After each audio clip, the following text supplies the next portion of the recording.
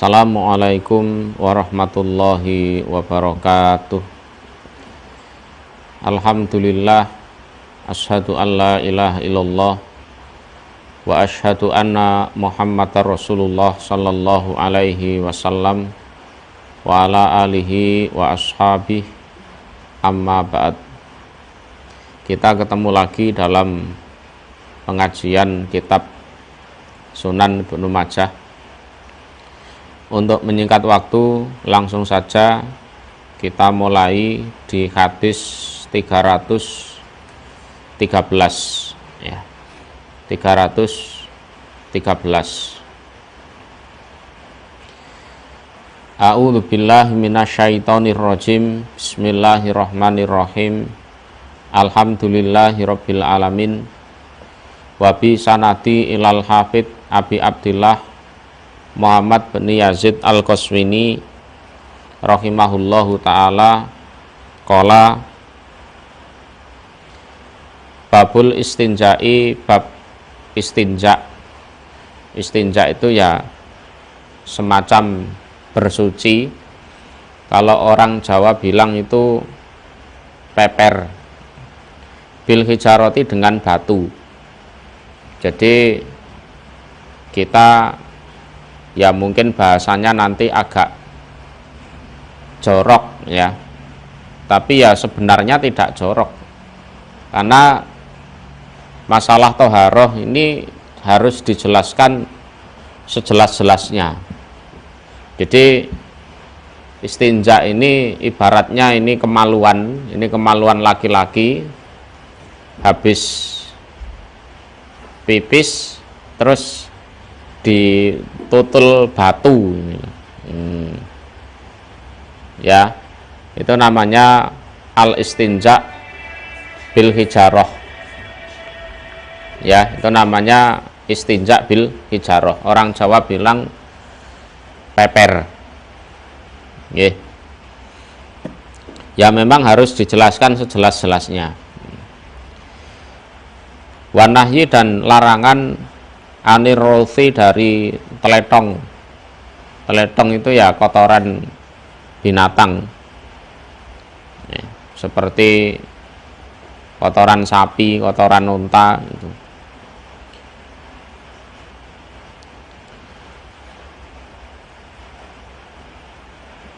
Warimati, dan tulang.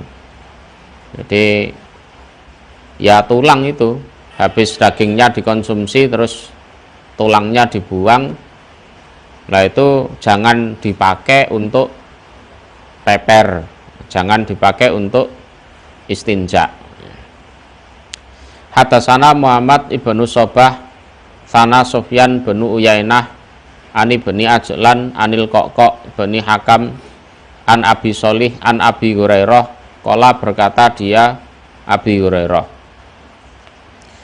qala, bersabda sapa Rasulullah sallallahu alaihi wasallam, inama, sejatinya ana, aku Rasul, lakum, untuk kalian umatnya. Lah kalau di konteks ini Rasulullah berkata kepada para sahabat ya. Lah untuk konteks yang lebih luas ini Rasulullah berkata kepada seluruh umatnya. Iku mislul walid, seperti gambaran orang tua, liwalidihi, terhadap anaknya.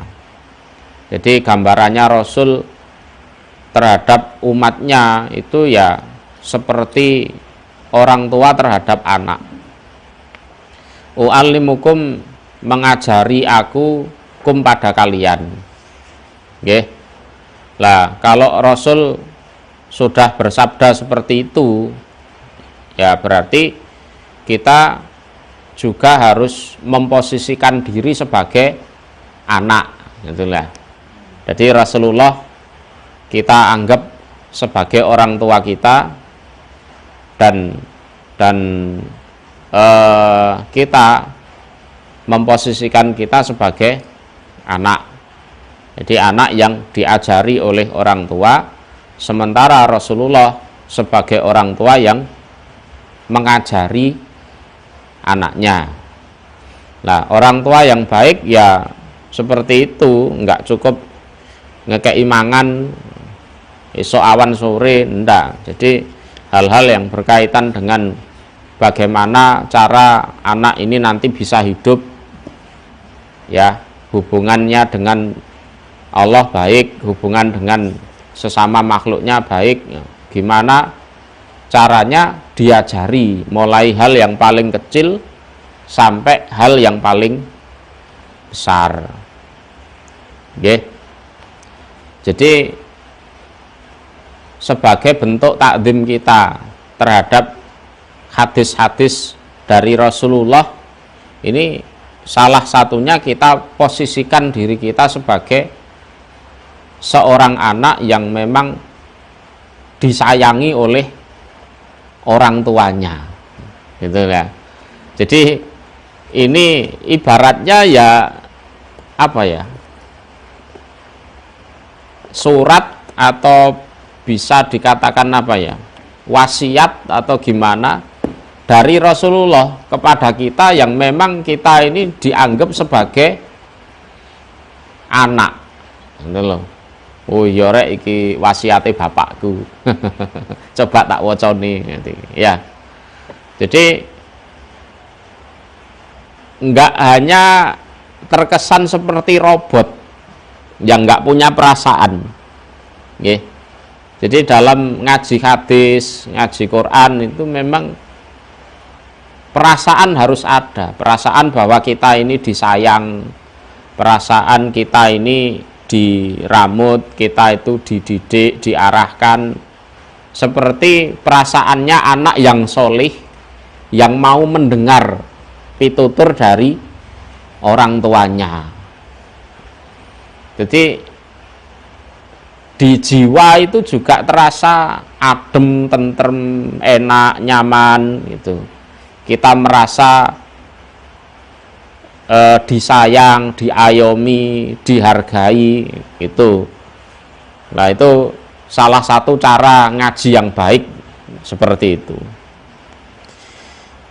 Idza ataitum, ketika mendatangi kalian, al-ghaid pada apa? Ghaid itu ada lafadz ghaid di Al-Qur'an, maknanya nguyuh ngising ya.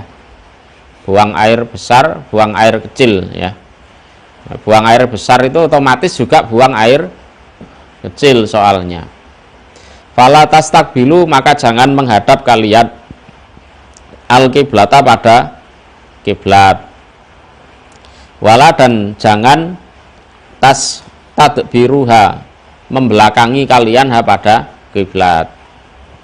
Jadi salah satu ajaran dari Rasulullah pada kita, dari orang tua kepada anak-anaknya, kalau kalian mau buang air besar atau air kecil, maka jangan menghadap kiblat maupun membelakangi kiblat.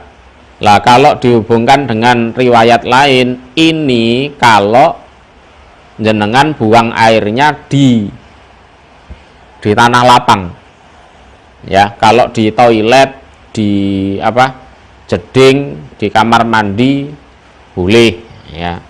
Ini yang tidak boleh itu kalau jenengan perjalanan misalkan dari Surabaya ke Jakarta, di tengah perjalanan nggak ketemu pom bensin, nggak ketemu masjid, di hutan soalnya, kebelet, lah terus kencing di pinggir jalan, ya boleh itu ya, boleh, cuma jangan menghadap kiblat atau membelakangi kiblat itu. Wa amaro, dan perintah dia Rasul bisalah sati ahjar, dengan 3 batu untuk peper, untuk istinja itu. Oke, habis pipis lah itu tempat keluarnya air pipis itu ditempeli batu gitu. Jadi 3 kali untuk kesucian ya. Lah ini posisinya memang di sana di Timur Tengah waktu itu jarang air. air untuk minum bisa cukup itu sudah alhamdulillah. Nggih, sudah alhamdulillah. Maka Rasulullah kasih alternatif pakai batu, ya, pakai batu. Wanaha dan mencegah dia Rasul anirausi dari teletong, teletong. Warimati dan tulang binatang itu tidak boleh dipakai. Karena bisa jadi teletong di sana itu begitu keluar dari duburnya unta kena kena matahari langsung mengeras.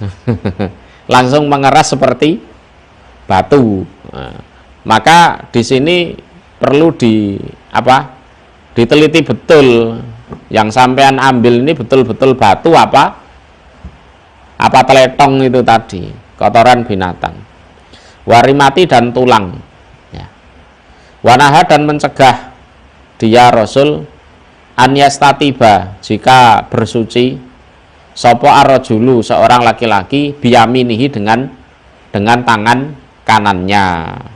Lah batunya itu yes dipegang dengan tangan kiri, jadi jangan bersuci dengan tangan kanan. Ya masalah sepele ini diajarkan, maklum ya, namanya orang tua ke anak, barang-barang sepele ya diajarkan. Menurut sebagian orang sepele, tapi kalau seperti ini tidak bisa, nanti ujung-ujungnya ya siksa kubur. Hadasana Abu Bakri bin Khalad al-Bahili sana Yahya bin Sa'id al-Qattan an Zuhair an Abi Ishaq qala berkata dia Abi Ishaq, laisa tidak ada sopo Abu Ubaidah Zakaro menuturkan dia pada hadis, walakin dan tetapi Abdurrahman binul Aswad, tapi yang menuturkan adalah Abdurrahman binul Aswad. Anil Aswad dari Aswad an Abdullah bin Mas'ud. Ana Rasulullah sesungguhnya Rasul sallallahu alaihi wasallam iku ata datang dia Rasul al-khala pada WC atau tempat nyepi untuk buang air. Ya, tempat nyepi untuk buang air. Karena kalau yang meriwayatkan Abdullah bin Mas'ud ini biasanya posisi di luar rumah, entah pas perang, entah pas bepergian, atau pas sidak ke kota Madinah misalkan, keliling-keliling. Nah, lalu Rasulullah datang ke khala. Khala itu ya tempat untuk buang air besar atau air kecil. Faqala maka bersabda dia Rasul, Iktini mendatangkanlah kamu Abdullah bin Mas'ud ni padaku. Rasul bisalah sati ahjar dengan 3 batu. Loh doloh aku golekno watu telu ya. Carikan aku batu 3 ya. Fa'ataituhu maka datang aku Abdullah bin Mas'ud pada Nabi bihajaro ini dengan 2 batu. Warausatin dan teletong. Ya seperti yang saya katakan tadi. Jadi teletong di sana itu keluar dari duburnya onta, kena terik matahari langsung kering, seolah-olah jadi batu. Ya mungkin karena Abdullah bin Mas'ud kurang teliti ya, kurang teliti. Jadi ambil 2 batu, lah satunya itu ternyata teletong. Ya. Mungkin kurang teliti. Kalau sengaja ambil teletong kayaknya ndak lah. Mosok Nabi dikai teletong kan ndak sopan namanya. Mungkin karena ya itu tadi kurang teliti. Fa'akhadha maka mengambil dia Rasul al-hajaro ini pada 2 batu. Artinya digunakan untuk istinja, untuk peper ya. Wa alqa dan membuang dia Rasul ar-rausata pada teletongnya itu. Yang teletong dibuang. Ini teletong ini, ayo cari yang lain satu lagi ya. Untuk menggenapkan 3 untuk 3 batu. Waqala dan bersabda dia Rasul hiya adapun teletong iku rijsun kotor, ya kotor. Maka ada yang punya fikih bahwa kotoran binatang itu najis, ya, walaupun itu binatangnya binatang halal, ya, kotoran onta, kotoran sapi, ya, kotoran ayam najis, karena Rasulullah mengatakan hiya rijsun, ya, hiya rijsun. Tapi ya itu tadi, ojo percaya fikih teman-teman. Ya, jangan percaya fikih terlalu mendalam. Wong nyatanya di riwayat lain Rasulullah itu nyuruh orang minum pipisnya unta, kan gitu kan. Lah kalau itu memang najis, ngapain Rasulullah nyuruh apa? Orang minum pipisnya unta. Di riwayat lain Rasulullah juga nyuruh orang itu sholat di kandang kambing. Kambing mana ngerti aturan, ya kencing ya sembarangan, namanya juga kambing. Berak juga sembarangan. Ada riwayat lain lagi Rasulullah tawaf pakai onta. Kan bisa jadi ontanya nelek di situ, dan terus diinjek-injek sama orang. Nah, kalau memang najis lah, sak Masjidil Haram itu najis semua. Mungkin ontanya Rasulullah bisa terkontrol, tapi Rasulullah ini kan sebagai panutan. Lah nanti orang-orang berikutnya kan banyak juga yang tawaf ke Masjidil Haram naik onta. Lah terus teleke piye iku? Nah, kan gitu kan. Nah, maka ya itu tadilah. Jadi belajar fikih ya monggo silahkan, tapi ya ojo percaya temen-temen. Yang benar itu ya belajar Quran, belajar hadis, diteliti, dianalisa semuanya, mulai halaman pertama sampai terakhir, nanti ketemu di situ. Yeah. Jadi hiya rijsun ini ya salah satu dalil bagi orang yang menganggap kotoran binatang itu kotor atau najis. Ya haknya dia, ya haknya dia. Nggih. Hadatsana Muhammad bin Sobah an Ba'ana Sufyan bin Uyainah hak. Wa hadatsana Ali bin Muhammad sana Waqi jami'an semuanya an Hisam bin Urwah an Abi Huzaimah an Umarah bin Huzaimah an Huzaimah bin Sabit. Qala berkata dia Huzaimah bin Sabit. Qala bersabda sapa Rasulullah sallallahu alaihi wasallam fil istinja, di dalam masalah istinja, iku di dalam masalah istinja, salah satu asjarin 3 batu.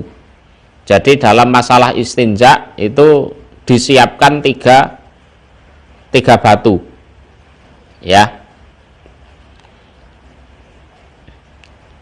disiapkan 3 batu. Laisa tidak ada fiha di dalam 3 batu tersebut rojiun kotoran binatang. Jadi disebut roji itu karena memang sesuatu yang keluar dari manusia maupun dari binatang. Jadi roji adalah huwal al kharij minal insani awil hayawan. Jadi yang keluar dari duburnya manusia atau binatang. Ya di situ ya termasuk teletong itu tadi, dan kotoran-kotoran yang berasal dari manusia atau binatang itu. Jadi disebut roji karena memang waktu masuk itu ya berupa makanan atau rumput, begitu keluar ya berupa kotoran itu, kan gitu. Itu maka disebut roji.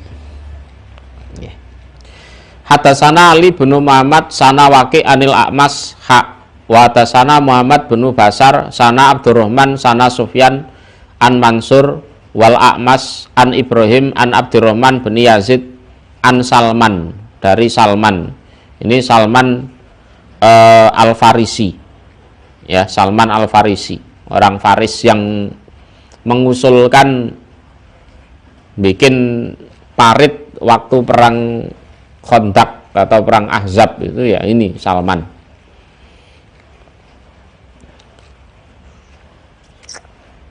Qala berkata dia Salman. Qala berkata lahu pada Salman sapa ba'dul musyrikin, sebagian orang-orang musyrik. Wahum dan mereka iku yastahziuna, menghina mereka bihi terhadap Salman. Jadi orang-orang musyrik itu ngomong kepada Salman yang mana omongan mereka itu tujuannya menghina sebenarnya. Ini sesungguhnya aku, ba'dul musyrikin, aro melihat aku sohibakum pada teman kalian. Teman kalian ini ya Nabi Muhammad. Yu'allimukum, mengajari siapa sohib, siapa Nabi Muhammad, kum pada kalian, para pengikutnya itu, kulasai pada segala sesuatu. Hatal khiro'ah, sehingga masalah apa? Buang air, ya, masalah buang air atau masalah WC.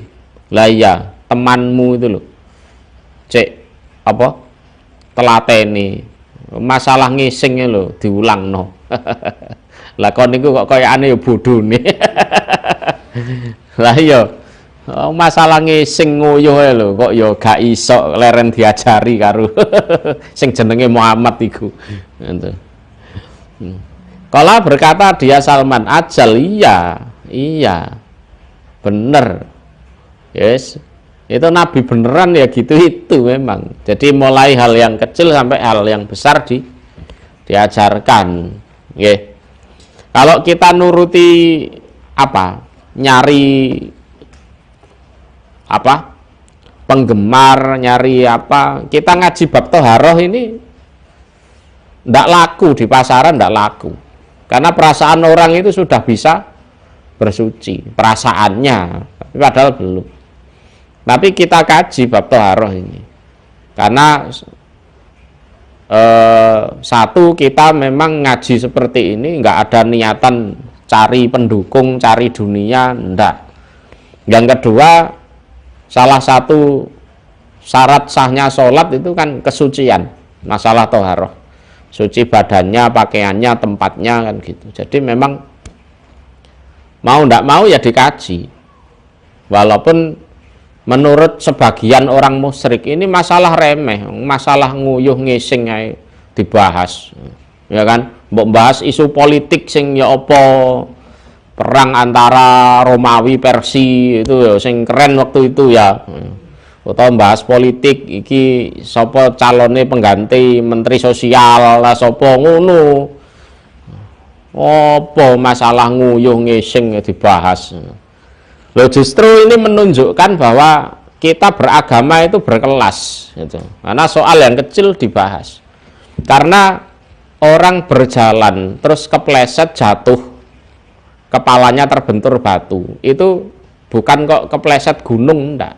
Kepleset kulit pisang, kepleset kulit semangka. Hal-hal yang remeh ini kalau tidak diperhatikan ya bahaya. Orang terpleset itu tidak ada kepleset gunung, kepleset anu, tidak. Kepleset hal-hal yang dianggap remeh, tapi nyatanya membahayakan. Amarona perintah dia sohib Nabi Muhammad na pada kami. Salman juga pede, Allah nastakbila, jika tidak boleh menghadap kami al kiblata pada kiblat waktu buang air itu loh. Nah, itu dengan syarat kalau buang airnya di tempat terbuka. Wala nastanji, dan tidak boleh peper atau cebok bi aimanina dengan menggunakan tangan kanan kami. Wala naktafi, dan tidak menganggap cukup kami biduni salasati asjar, dengan selain 3 batu, artinya di bawahnya 3, jadi minimal 3 batu ya. Kalau itu istinjaknya menggunakan batu. Jadi minimal 3 ya. Seandainya 4, 5, 6 boleh. Kalau 2 belum cukup, harus cari 1 lagi. Laisa tidak ada fiha di dalam 3 batu tersebut apa rojiun, kotoran atau teletong, apalagi kotoran manusia. Ya, karena maknanya roji itu sesuatu yang keluar dari manusia maupun binatang kan gitu.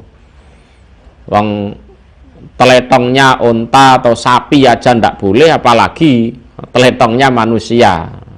Wala dan tidak atmun tulang. Nah, tulang juga ndak boleh ya. Babun nahyi bab larangan anistikbalil kiblati dari menghadap kiblat bil ghaiti dengan berak wal bauli dan kencing. Jadi saat berak maupun kencing itu dilarang menghadap kiblat ya, dilarang menghadap kiblat. Ini kalau tempat terbuka. Kalau tempatnya tertutup seperti zaman sekarang ya, ada setiap rumah punya kamar mandi sendiri, punya tempat buang hajat sendiri, itu tidak masalah untuk menghadap atau membelakangi kiblat. Ya. Hadasana Muhammad bin Rumhin al-Misri, ana Laith bin Sa'din an Yazid bin Abi Habib, anahu sesungguhnya dia, sami'a mendengar dia Abdullah pada Abdullah bin Al-Haris bin Juz'in Az-Zubaidi. Az-Zubaidi. Yaqulu berkata dia Abdullah bin Haris Az-Zubaidi, ana akulah awaluman pertama kali orang sami'a yang mendengar dia man an-nabiyya pada Nabi sallallahu alaihi wasallam, yaqulu bersabda dia Nabi. Jadi yang pertama kali dengar Nabi bersabda masalah ini itu aku. Nah, sabdanya Nabi gimana? La yabulanna, jangan kencing sungguh sapa ahadukum, salah satu di antara kalian mustaqbilal kiblah dengan menghadap kiblat. Tidak boleh itu. Ini kalau di tempat terbuka.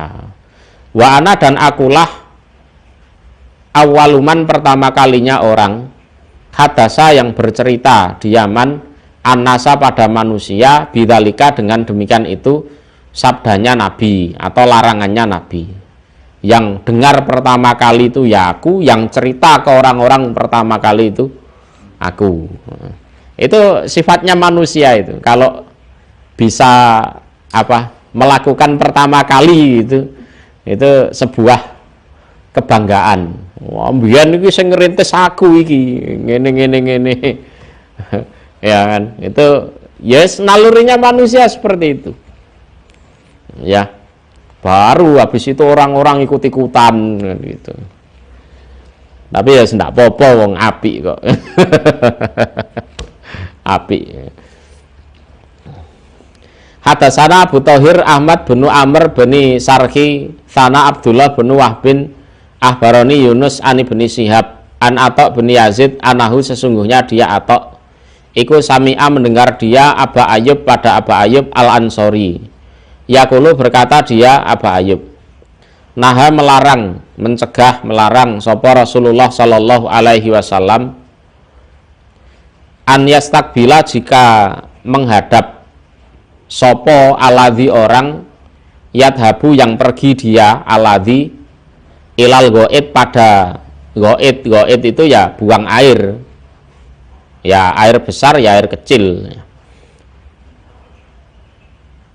menghadap al-kiblata pada kiblat. Jadi Rasulullah melarang orang yang pengen buang hajat, pas buang hajatnya itu menghadap kiblat. Ya sebenarnya nggak menghadap saja, membelakangi itu juga larangan. Waqala dan bersabda dia Nabi, sariku menghadaplah ke timur kalian. Ya, perhatikan. Sariku menghadaplah ke timur kalian, au ghoribu atau menghadaplah ke barat kalian. Sik. Kalau ini posisinya di Indonesia, kalau kita menghadap ke barat atau ke timur, justru kita menghadap kiblat, ya kan? Atau membelakangi kiblat. Lah ya ini bahwa kita harus bisa membedakan. Kadang sabdanya Rasulullah itu, kadang loh ya, itu khusus untuk wilayah-wilayah tertentu. Jadi hadis ini sariku au ghoribu ini sahih. Tapi kalau dipraktekkan di Indonesia, posisi kita di Indonesia, kalau kita menghadap ke timur atau ke barat justru malah menghadap kiblat. Lah, sabdanya Rasulullah ini sariku au ghoribu ini berlaku untuk orang yang ada di wilayah mana? Utaranya Ka'bah atau selatannya Ka'bah, sehingga kalau dia menghadap ke timur atau ke barat dia tidak kena larangan itu. Nah itu loh ya, jadi kadang seperti itu, karena tidak bisa dipungkiri memang Rasulullah hidup di tempat tertentu ya, bersama komunitas tertentu di waktu tertentu. Lah kadang ada ya nggak banyak sih beberapa hadis yang memang ditujukan untuk orang-orang tertentu, untuk kaum-kaum tertentu, bukan untuk seluruh umatnya. Salah satunya ya ini sariku au ghoribu. Oke. Jadi kalau jenengan nggak ngerti ilmu geografi ya atau ngikuti aslinya nas hadis, nggak bingung sampean ya bingung lah, terutama hadis yang berkaitan dengan kaum tertentu atau orang tertentu itu banyak nanti dijumpai di hadis-hadis bab Tibun Nabawi, bab pengobatan Nabi itu nanti banyak. Jadi sabda-sabdanya Nabi yang memang untuk kaum tertentu di kondisi tertentu, terus situasi tertentu itu banyak dijumpai. Seperti saya contohkan ya, seperti masalah bekam, misalkan bekam. Ya kan sekarang kan lagi menjamur itu bekam pengobatan syar'i, ya, Tibun Nabawi, bekam. Ya kalau di waktu itu ya Rasulullah kan hidup di iklim panas, ya, iklim panas. Kondisi sosial di situ ya panas, makanannya ya barang panas, kurma, daging kambing kan panas-panas itu, daging unta kan gitu kan. Lah itu kalau ada masalah dengan darah mereka ya memang dibekam itu pas. Tapi untuk orang-orang yang hidup di kutub utara, kutub selatan ya nanti dulu, ya kan, nanti dulu perlu di analisa lagi. Termasuk Rasulullah nyuruh orang yang sakit itu minum pipis onta, ya kan. Lah onta itu kan tergantung apa yang dimakan juga, ya kan. Hasil urinnya itu loh, pipisnya itu kan juga tergantung apa yang dimakan, apa yang diminum kan gitu.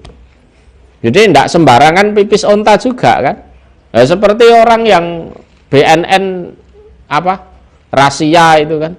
Kalau orang konsumsi narkoba, nanti hasil urinnya kan juga mengandung narkoba. Kalau enggak mengkonsumsi, urinnya juga negatif. Jadi urin ini juga komposisinya terpengaruh dari apa yang dimakan. Lah onta zaman Nabi itu ya makannya apa, di mana, ya kan, otomatis nanti hasil urinnya juga berbeda dengan onta yang ada di kebun binatang di Indonesia itu. Loh, makannya beda kan, hasilnya beda. Ini juga harus diteliti. Karena kalau kita sembarangan ya, sembarangan, nanti begitu ada orang sakit tertentu yang di zaman Rasulullah diobati pipis onta sembuh, lah orang ini ternyata tidak sembuh. Nanti siapa yang jadi korban? Rasulullah. Wah, Rasulullah mbujui, aku lorong ini tak ombeni uyuwe untuk gak waras. Ya kan? Rasulullah juga yang jadi korban. Kenapa? Yaitu tadi, urin onta yang jenengan konsumsi itu beda komposisinya dengan urin onta yang di zaman Rasulullah dulu. Ya kan? Umpama zaman dulu sembuh, jenengan enggak, ya jangan langsung menyalahkan sabdanya Rasulullah. Kan gitu. Ya pengobatan ya seperti itu. Harusnya tetap ada penelitian lagi. Okay. Nah, bisa juga makanan yang menurut kita itu enak, okay, menurut orang di negara lain itu menjijikkan atau bahkan beracun. Bisa itu. Ya. Nah, contohnya duren lah. Nah, durian itu menurut kita enak. Tapi coba orang Eropa suruh makan durian, muntah dia. Orang Eropa ada yang makan ikan mentah itu dimakan, itu ada. Coba kita makan itu. Muntah. Ya. Ya kan gitu. Jadi kadangkala ada sebagian kecil dari hadisnya Rasulullah itu untuk kaum tertentu atau orang tertentu, tidak bisa di apa orang Jawa bilang gebiah uyah kepada seluruh umatnya. Ya, tidak bisa. Nggih. Kalau orang Mekah itu makan daging sama kurma itu ya hidup mereka nyantai biasa. Jenengan makan daging sama kurma tiap hari, wah yo jadi masalah itu tadi, nggih.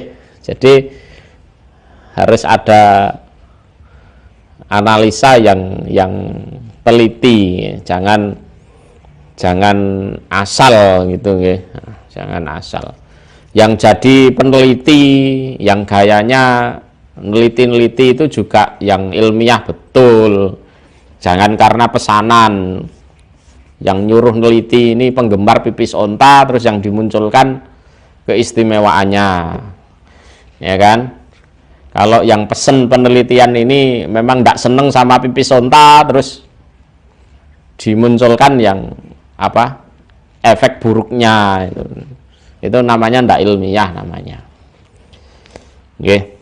Tapi ya sebagian peneliti kadang ya seperti itu. Tergantung pesanan ya. Tergantung pesanan. Sing selamat iki pokoknya percaya karo Quran hadis wis selamat buah. Wong-wong arep ngomong apa. Kadang ya omongane wong-wong ya gak bener itu kan. Hadatsana Abu Bakri bin Abi Saibah sana Khalid bin Mahlad an Sulaiman bin Bilal. Hadatsani Amr bin Yahya al-Mazini an Abi Zaid maula Tha'la biyin an Maqil bin Abi Maqil al-Asadi qad sahiba sungguh menemani dia Anabiya pada Nabi sallallahu alaihi wasallam. Jadi Maqil bin Abi Maqil ini ya salah seorang sahabat. Qala berkata dia Maqil, naha melarang sapa Rasulullah sallallahu alaihi wasallam annastaqbila jika menghadap kami al-qiblatain pada dua kiblat. Ya, dua kiblat. Dua kiblat ini artinya adalah Baitul Maqdis dan Baitullah. Jadi Masjidil Haram dan Masjidil Aqsa. Ini juga berkaitan dengan posisi-posisi tertentu. Ya, kalau di posisinya atau tempat kediamannya Makil bin Abi Makil itu memang kalau menghadap Ka'bah pasti membelakangi Baitul Maqdis. Kalau menghadap Baitul Maqdis dia membelakangi Ka'bah. Nggih. Kalau kita aman, kita wis pokoke madhep endi. Madhep ngalor, madhep ngidul wis aman. Itu biqaitin dengan buang air besar, au bibaulin atau dengan kencing. Hadasanal Abbas binul Walid ad-Dimaski sana Marwan bin Muhammad sana bin Lahiyah an Abi Zubair an Zabir bin Abdillah dasani Abu Sa'id al-Khudri anahu sesungguhnya dia Abu Sa'id Saida menyaksikan dia menyaksikan ala Rasulillah atas Rasul sallallahu alaihi wasallam. Anahu sesungguhnya Rasul iku naha melarang dia Rasul anastakbila jika menghadap kami al-kiblata pada kiblat. Biqaitin dengan buang air besar au bibaulin atau dengan buang air kecil. Hadasana Abul Hasan ibnu Salamah wa hadasanahu dan menceritakan pada kami pada hadis sopo Abu Sa'ad. Abu Sa'ad itu kunyahnya, namanya adalah Umar bin Mirdas Ad-Daunaki. Sana Abdurrahman bin Ibrahim Abu Yahya Al-Basri sana bin Lahiyah an Abi Zubair an Jabir anahu sesungguhnya dia Jabir. Ini Jabir bin Abdillah ya. Sami'a iku dia mendengar Aba Sa'id Al-Khudri pada Aba Sa'id Al-Khudri. Ini sama-sama sahabat. Yaqulu berkata dia Aba Sa'id, inna Rasulullah sesungguhnya Rasul sallallahu alaihi wasallam iku nahani melarang dia Rasul ni padaku an asroba jika minum aku kok iman dengan berdiri. Ya, kami itu tidak boleh minum dengan berdiri. Tapi di sisi lain Rasulullah itu minum air Zam-Zam juga berdiri. Loh piye? Ya kita situasional aja, situasinya bagaimana. Kalau memungkinkan untuk duduk ya duduk berdasarkan larangannya Rasulullah ini, nahani an asroba kok iman kan gitu. Kalau situasinya nggak memungkinkan untuk duduk ya berdiri nggak apa-apa. Wong nyatanya Rasulullah minum air Zam-Zam juga berdiri. Lah ini bahayanya bagi orang yang ngajinya nggak khatam, bahaya itu. Pada saat dia melihat orang minum dengan berdiri, ya bisa dimaki-maki itu, ya kan? Bisa dimaki-maki betul. Kamu ini nggak ngikuti tuntunan Rasulullah, gitu. Bid'ah kamu itu, nah itu.